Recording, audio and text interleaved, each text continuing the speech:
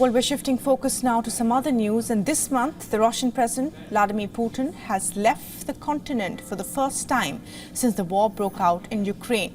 First, he visited the former Soviet member Kyrgyzstan. Now, he has arrived in China to meet his no-limits partner.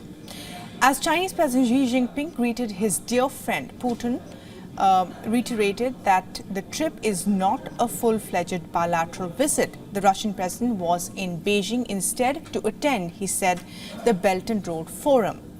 As the forum's chief guest, President Putin will speak after Xi Jinping at tomorrow's event. He will also meet with the Chinese president for bilateral talks later in the day. So what is on the agenda? What are the leaders going to talk about? Will there be new deals? Will the no-limits partnership be on display? Well, Russia wants to secure a deal to sell more natural gas to China. On the table will be Russia's ambitious natural gas pipeline project, Siberia 2. This pipeline would bring gas from the huge Yamal Peninsula reserves in western Siberia to China. The exact route is yet to be finalized, but it is intended to traverse through Mongolia. Russian officials have in recent months met with their counterparts from China and Mongolia to discuss the pipeline. The heads of Russian energy giants Gazprom and Rosneft are also said to have accompanied Putin to Beijing. And as you may already know, Russia is a leading global oil producer. Ever since the war began, it has cemented its energy ties with China, which is the world's second largest oil consumer after the United States. With Siberia 2, Russia intends to deepen those ties further. Meanwhile, for China, Russia is not only a major source of oil and gas, it is also a rich potential source of technology. The People's Liberation Army seeks to modernize its conventional and nuclear forces. Over the years, Russia has shared its aviation, rocket and even submarine technology with China.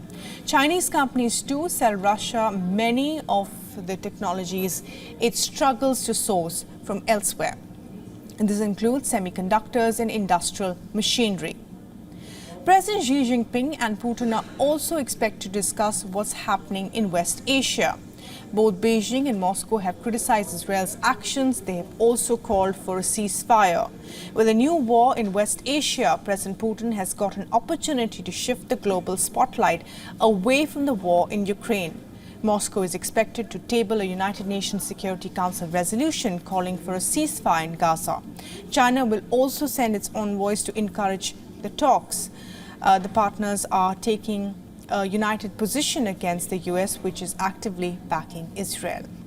While the West has imposed sanctions on Russia, the trade between Russia and China has thrived in the last few months. Last month, their bilateral trade value surged to $21.1 billion. This was the highest since the beginning of the Ukraine war.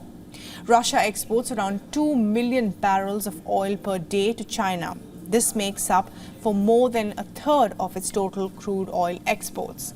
And it's not just the bilateral ties. President Putin and Xi Jinping are also fast friends. The two first forged their friendship back in 2013 when they shared cake and vodka shots to mark Putin's birthday. The camaraderie has only deepened ever since.